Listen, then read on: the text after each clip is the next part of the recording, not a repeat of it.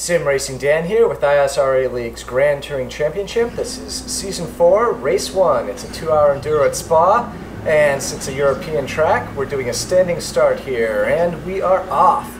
I'm in the Corvette class this season. We've got the Corvettes, the V8 Supercars, and the late models running this season. So, a pretty good start, a lousy qualifying, I guess, in 12th position, but I got ahead of Sean Cuthbertson on the start, so that was pretty good.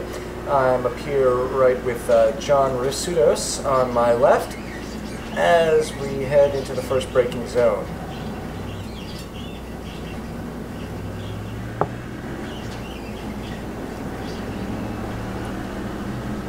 My car this season is the gray one with all the writing on it. If you can't quite see it, bring it up in 1080p. That's a whole bunch of Batman exclamations or sound effects there. You got kapow and biff on the side, crash on the back, crack on the front, and wham on the top, chop on the left-hand side. Lots of fun. Alright, back to the race. Heading now through Buhon as we start to spread the field out just a little bit so that we can get up to full racing speed. Taking advantage of the iRacing number choice support this season, so I'm in the number 64 car. And while I head down this straight here, let me also mention that ISRA League has two other series running. They are the STC series, which is MX-5s and Mustangs. Quickly just going to comment that John made a pass on Mike there, very nicely done. I don't quite have the passing opportunity here, and into braking. Oh, Mike is braking just a little harder than I am. I locked up a little bit, managed to stay inside and clean, no contact there. So the STC series is half-hour races in the Mustangs and Miatas, and is designed as a feeder league for the Grand Touring Championship here. And I highly recommend you check it out. It's a lot of fun. We are getting our season started this week. With a race at Sebring in the night on Thursdays. Those run Thursdays, qualifying starts at 10 o'clock. Through Rouge here, I go a little bit left and get the cut track penalty, so I have to slow down. A little confusion, I think, all around with this slowdown penalty. Notice how I slowed down briefly and now I'm full on the gas. That's because the slowdown. Oh, and John goes off to the right. That didn't look like a fatal hit, but that's going to be painful. For him, it's going to cost him a lot of time. So, and I also had to slow down for Sean there. Didn't quite pay back enough time. So anyway, the slowdown penalty, you just have to pay back whatever it figures, iRacing figures you gained by cutting the course.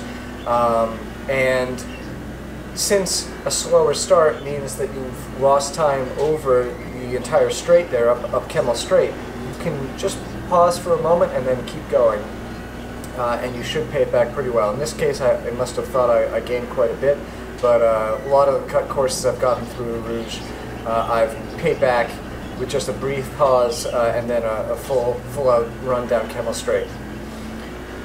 Alright, so let's look at the lineup now. John managed to, oh no, that's John Kuzlin, not John Risutos. Not sure where John R. managed to get back onto track.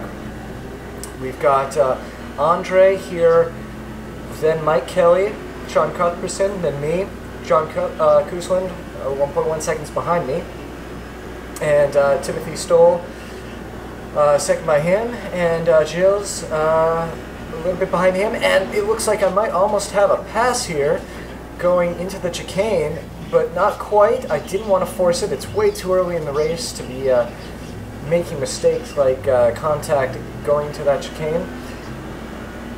The possibility was there, but it's a 2-hour race, so let's make sure we finish it first and foremost. Down into first gear for LaSource. I get a much narrower, nicer exit through there. Let's see if I can get the speed coming up. Doesn't look like I'm going to have the speed on Sean going into Eau Rouge. I lift briefly to let him, and he goes onto the brakes a little bit. You know that old adage, slow in, fast out? Well, there you had it right there. I had to duck a little bit off track just to avoid contact with him as he went somewhat wide. But that potentially could have been a pass there if I hadn't had to do that.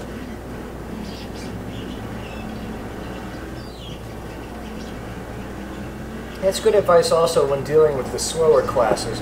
I recommend you hang back just a little bit so you can set yourself up for a great fast exit. Because you're not going to benefit at all if you're right on their tails on turn entrance. It's not going to do anything for you. You're just going to have to dodge around and be kind of uncomfortable when you exit the turn. So better to give them some space and get the exit you want. It saves you a lot of time there.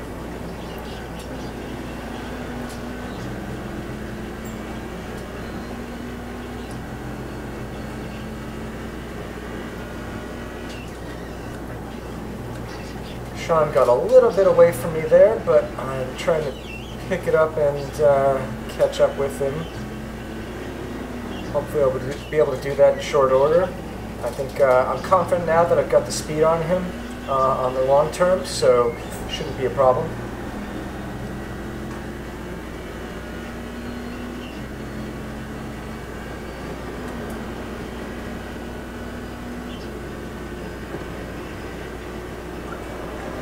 Equally important, I have opened up the gap between myself and the people behind me. Now Tim made a pass on John to about, 2.4 seconds behind me, so that's good.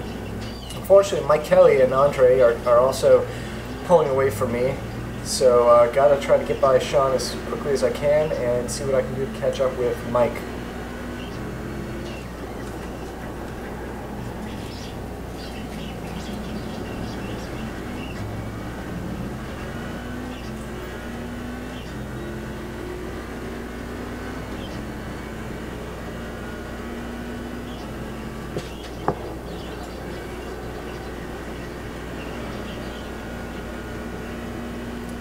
Looks like I got through Eau Rouge a little bit faster than Sean. I'm definitely gaining on him, but it's not going to be enough by the end of the straight. Heading up to 171, 172. Not quite sure if I hit 173 miles an hour there, but man, it's a lot of speed going uphill like that.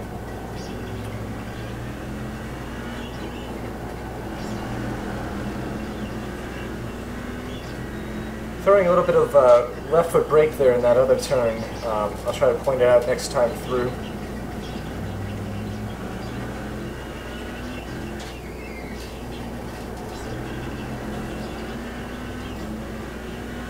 Got to be really gentle on the throttle on turn exit with these Corvettes here.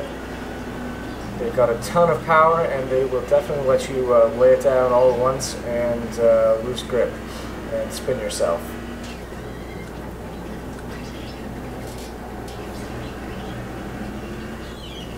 Little lift there as I head into the left-hander for a good exit.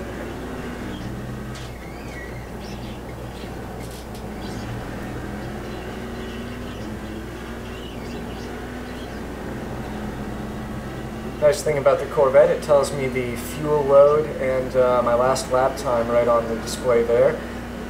Looks like we are coming up to the first of... Oh, and Sean looks like he wasn't sure what to do when we came up to that late model, and I don't know, he paused, gave me some space in between himself and the late model, and I said, thank you, I will take that. Made the pass.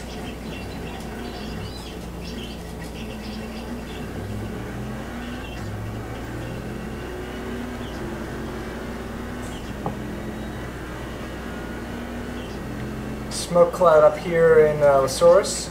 Let's see, no yellow flag. Looks like somebody probably just locked up and spun a little bit, but they recovered long before I got to them. And Mike Kelly just about 5 seconds ahead of me now.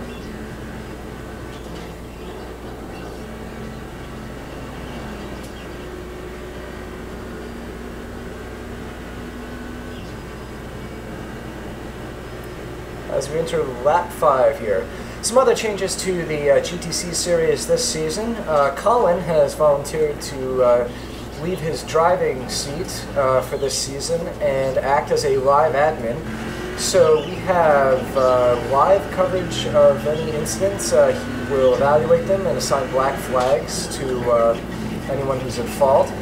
And also we are doing full course yellows when appropriate. And that's, again, up to Colin as to when they need to be called. But his plan here for this season, or this series, is to keep them rare. And only happening in the case of complete disasters where cars are stuck on track and cannot move. If you can limp home or even just limp off into the grass on the side of the track, there is no full course yellow for that type of thing. Looks like somebody went into the dirt. I can't tell if it's Mike, he's still well ahead of me.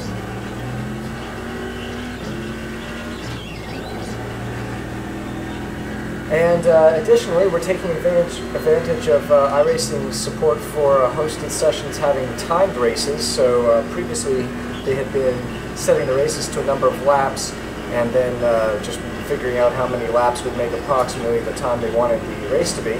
Here it is a 2-hour race, which means that yellow flag potential can really change the strategy, cutting out a significant amount of time, especially at a track like this at Spa, where it's such a long track. Full course caution would probably take about 10 minutes to clear, and that's a lot of fuel you don't have to burn.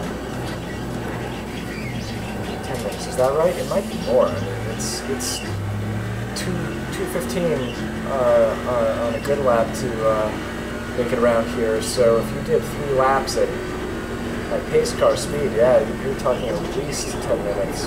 Not 12. I did a 2:16.10 there. Definitely not my best lap ever, but I'm also full of fuel. My strategy here, I think, was pretty much optimal.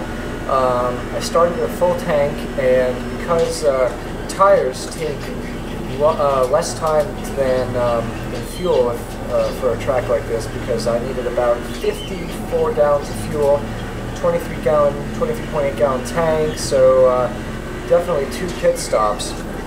It takes about the same amount of time to fill with about 10 gallons of fuel as it does to do tires. So if you figure that I need to put in around 30 gallons of fuel, then clearly it makes sense to stop twice. Well, we have 2 mandatory pit stops anyway, but we have to stop twice because the tank just won't carry enough for a 1-stopper. And as long as we're doing that, might as well take tires too. So my strategy here was to split it up, start with a full tank, and then I did a first stop with 16.5 gallons and a second with 15.5. Turns out I overestimated a little bit. I could have gone 15.5 on the first stop too, but better safe than sorry.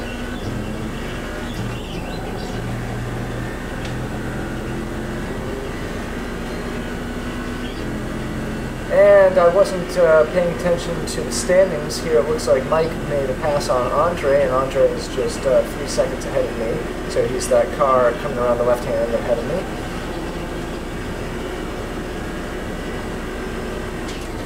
But I've also reeled in Mike. He used to be 5-something seconds ahead. Now he's only 3.5.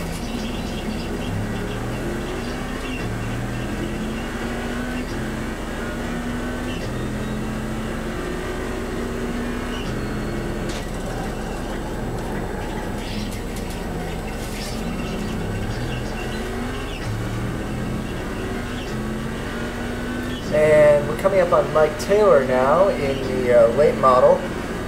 Let's see how that impacts Andre.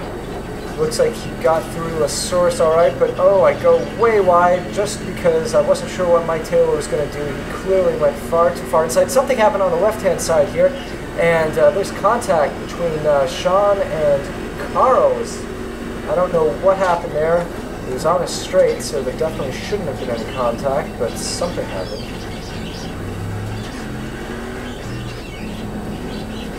Now, if that was Sean, he must have been a lap down. Oh no, sorry, that was not contact between Sean. I apologize. That was Andre. That was Andre who made contact with Carl, and I'm not sure what happened there. Up here, Mike Kelly now just 1.2 seconds ahead of me and getting slowed down by Jerry. So the lapped traffic here in the late model class definitely working to my advantage at the moment. I get on the inside of one, but didn't want to take the inside of Lance, which was good because he took the full track there. Jerry doing a nice job of letting me on the inside there through Pujon. Nice fast corner, which is fairly challenging. Did a great job.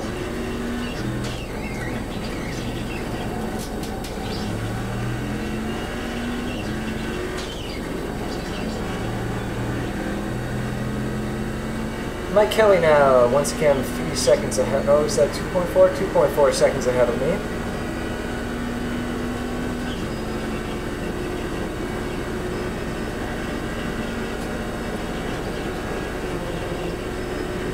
A lot of the laps on that left-hander, I was kicking up quite a bit of tire smoke going through, just full throttle. But the car could handle it, just kicked up a little bit of smoke. And the tires were holding up pretty well too, so I wasn't too worried. Lap 7 now is about to come to a close.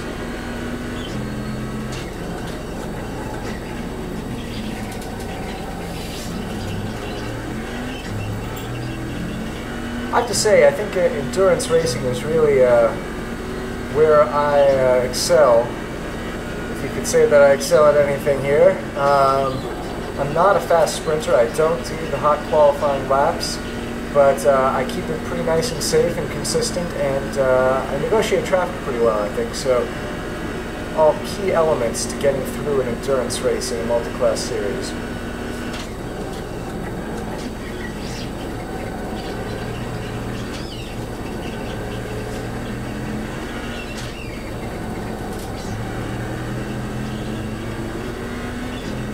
I was really trying for no mistakes on this one.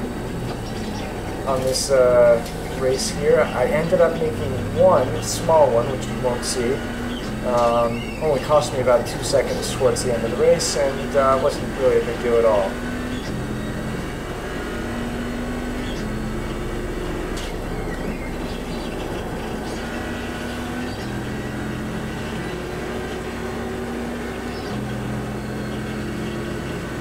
And let's see what's happening here with all this lap traffic. Lots of late models coming into the right-hander. So just so you know, the right-hander here is where I made my small mistake later on.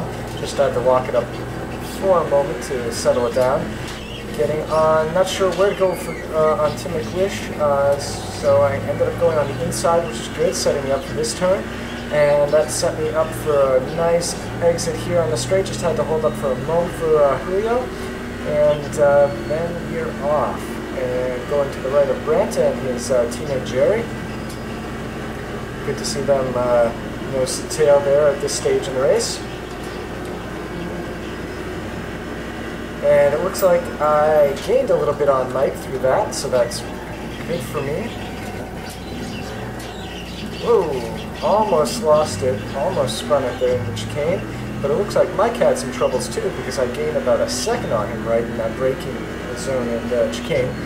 So now it's all about looking for that passing opportunity.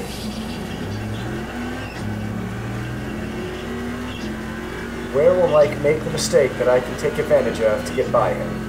It's going to be dealing with lap traffic. It seems like I've gained several seconds on him there. Or is it going to be going through Rouge? Will he make a mistake there? Well, it's definitely nothing yet. As we come up here on Jim McGuinness at 1.5 seconds ahead of me, it doesn't look like Mike is going to be able to get by, which is great for me once again because I can take my time through the corner. Mike getting right up on his tail through the corner, and I'm able to get on the inside on the right-hander.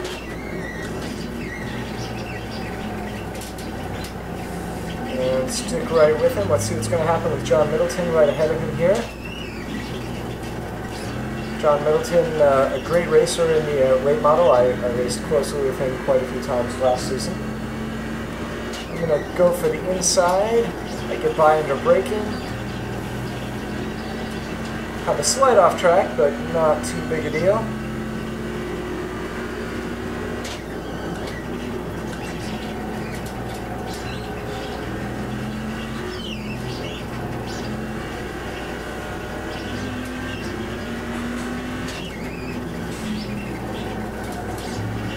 Had a little bit of an uncomfortable time braking there. I probably could have waited a moment and then braked a little bit harder, but that's alright.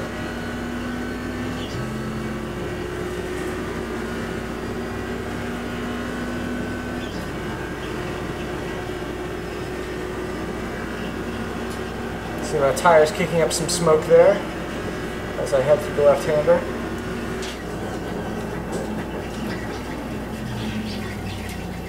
Apologize if you hear some beeping now. That's my washing machine telling me it's done. This mic is fairly unidirectional though, so that shouldn't be a problem, although that dog will certainly show up in the commentary.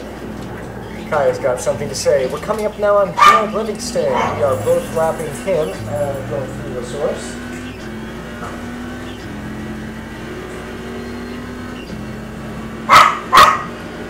I've got a hungry dog. I'm going to go pick her up. I'll be away from commentary for just a moment.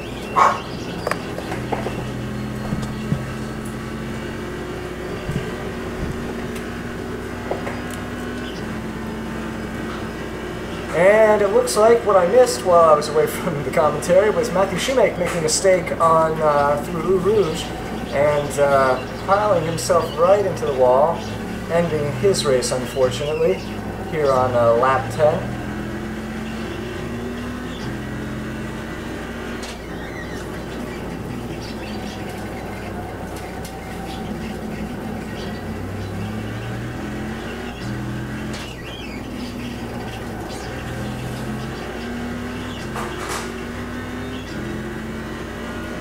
Still about 1.5 seconds here, 1.7 seconds behind Mike. So we're pretty evenly matched in lap times, but one interesting thing here is Luc Pouling. I hope I'm getting his name right there. He's one of our French members, another dedicated racer who gets up really early in the morning, or maybe he stays up really late, to race with us. I believe the races start around 2 a.m. for him. Is that right?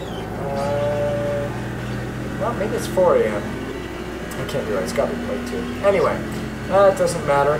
The point is that Luke started out really strong and had a good 6 seconds on me before, but now Mike Kelly is right on his tail. I'm not sure what happened there. I make a mistake there and misjudge where Matthew Voigt is going to go through the left-hander. Through practice, I didn't get a lot of opportunities to pass the slower cars in that really fast turn where the Corvette doesn't brake, but the other two do. I wasn't sure if he was going to go wide there. He did, and I should have taken the inside line. And through S.T.A.R.S, getting past Stefan Miller here in the V8, hopefully. Yes, I'm able to get a little bit more exit speed. The V8 and the Corvette being very evenly matched on the straights, just the Corvette absolutely destroying the V8 in the turns.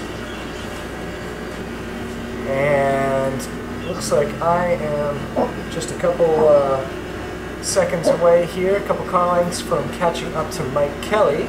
So Mike, it'll go Luke, Mike, then me for a little train here as we navigate our way through the V8 traffic that we're lapping here. Third gear having great torque to pull out of that turn in the Corvette. Lots of low-end power on this car.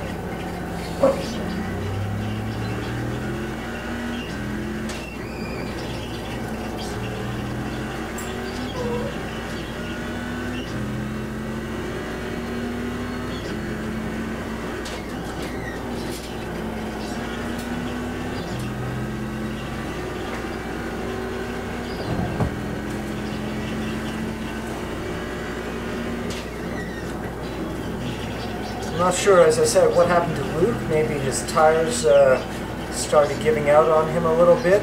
That's the most likely thing, since he was running quite solid fast laps there.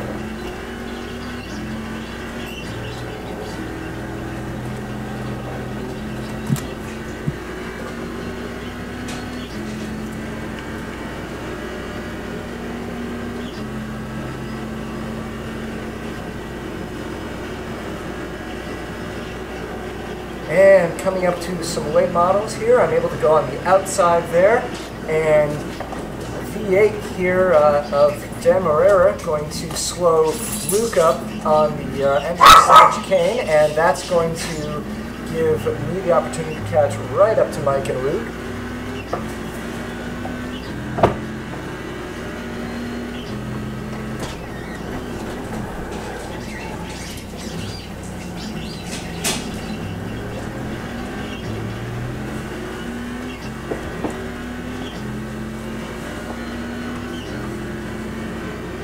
And as we enter the Rouge here, I almost cut the track. I didn't quite. I did definitely go wide on the exit, but that doesn't give you a cut track penalty. And there is Evgeny in the V8, who Mike and Luke are able to get by, and had an inside line there and it almost went wide, probably expecting me to take the inside, but I saw the line that he was taking was a little bit narrow, so I thought I would take advantage of the outer lane there. Almost had an incident, but fortunately he was a good heads-up driver and noticed that I was there before anything happened.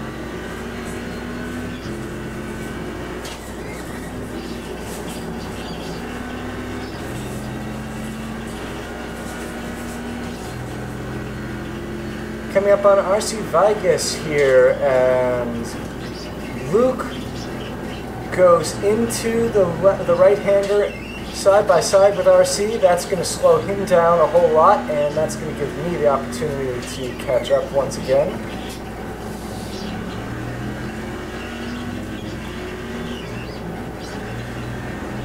Normally I say that the advantage goes to the people behind the leader of a train when it comes to multi-class racing, because usually it's the leader that gets slowed up in one part or another, and then everyone's able to sneak by once the leader's able to.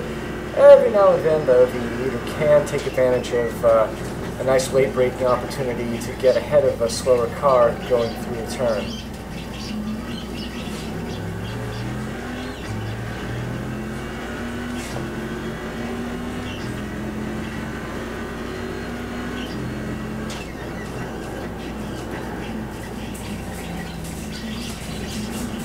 I almost cut that one in too far to the right. And starting, what is this, lap 13? Yes it is, starting lap 13, so that puts us a good 27 minutes. Oh, someone went too far left.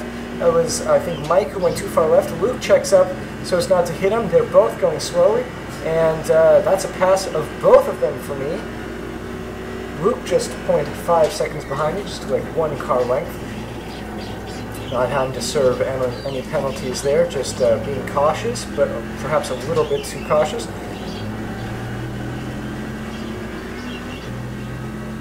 And that's the opportunity I needed. Getting stuck behind Jerry, though. I gave him just a little bit of a shove there. I didn't expect him to go quite that slowly.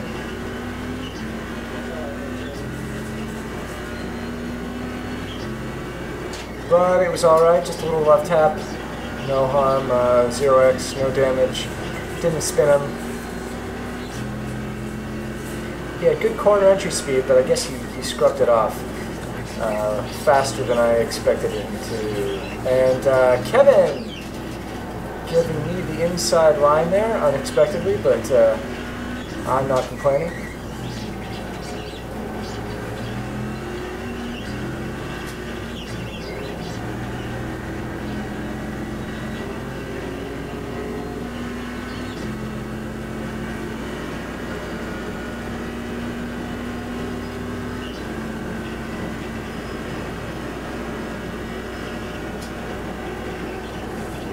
And I'm coming up on Jeremy Boris now, who gives me the inside on the braking zone into the chicane. And I'm able to put Jeremy in between myself and Luke behind me. Mike has recovered from the mistake he made, and through Rouge, he paid back and is right on Luke's tail.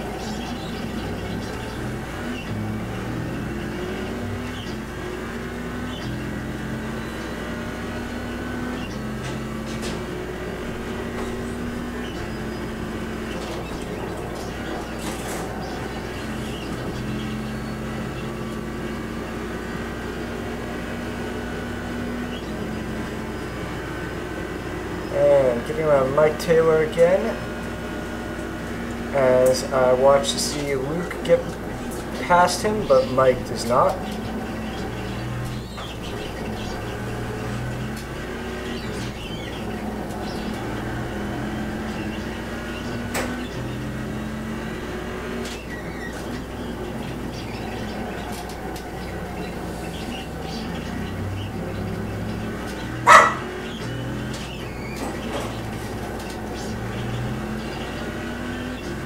We've got James Mines and Daniel Gralty here. James in the Red Bull car.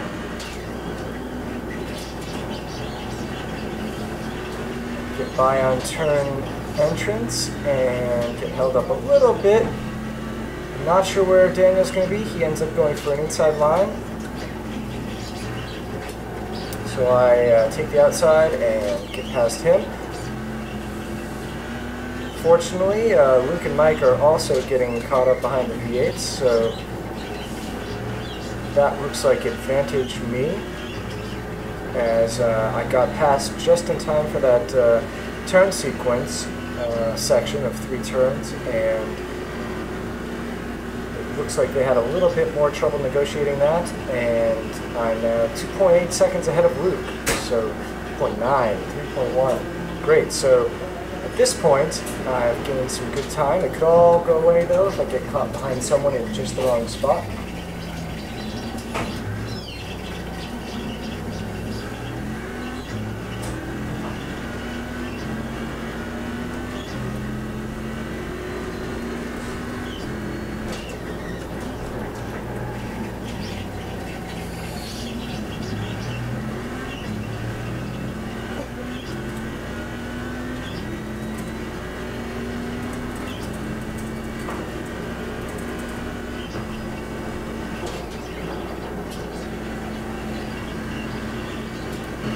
Jumping now to the end of the race, here's the last lap.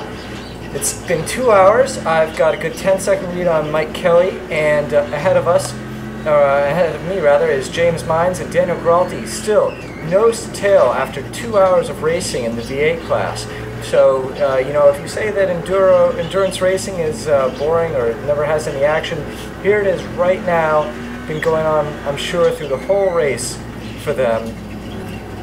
Since I had that 10-second lead on Mike, I decided I wouldn't interrupt their battle here and just decided to follow them around.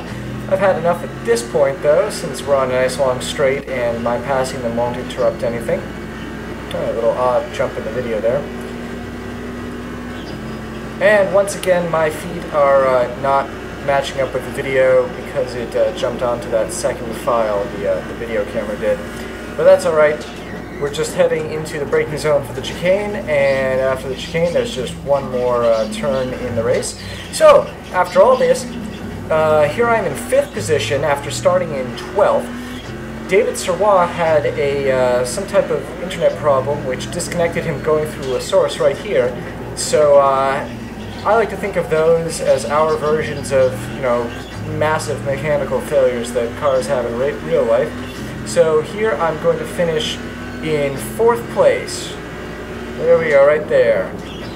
So not bad, I'd say, starting from 12th, ending in 4th. Great race. I only made the one mistake, and everyone was really great in traffic. So I think it's a great start for the GTC season. It's a lot of tough competition, but I think that's great. I think that can only help us all improve. Well, that's it for this week, and I hope to see all you guys on track, especially in that STC division that has open slots.